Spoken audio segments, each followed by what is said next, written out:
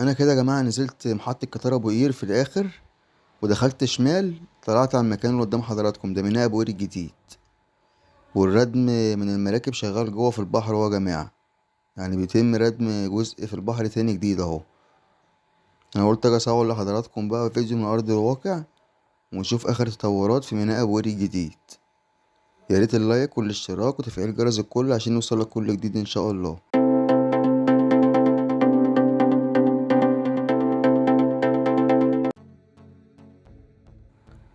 وده يا جماعه فيديو يوضح اكتر اللي بيحصل جوه في بحر ابو قير. زي ما حضراتكم شايفين بيتم ردم البحر من المراكب اهو.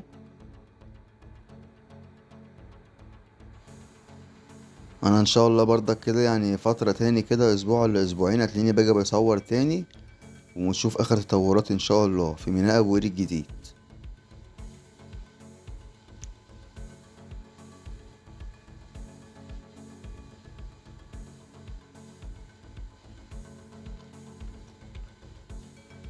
واحنا كده يا جماعة في الممشى الجديد اهو، ودخلنا حوالي 500 متر داخل البحر.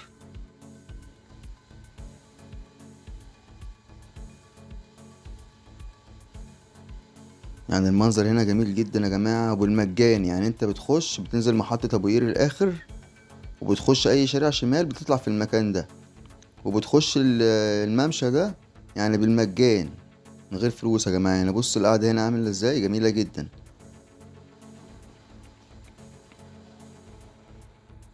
بس طبعا لو معاك اطفال وكده بتبقى واخد بالك منهم عشان الصخر وكده محدش يقع ما بين الصخور. والمينا يا جماعة قدام حضراتكم اهي، والمباني يعني ما شاء الله حاجة رائعة جدا. واطفال بتصطاد وشباب وناس كبيرة يعني الجو جميل جدا في اسكندرية النهاردة يا جماعة.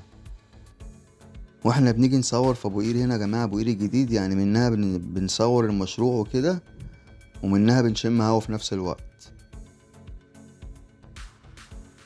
والقعدة جميلة هنا زي ما حضراتكم شايفين.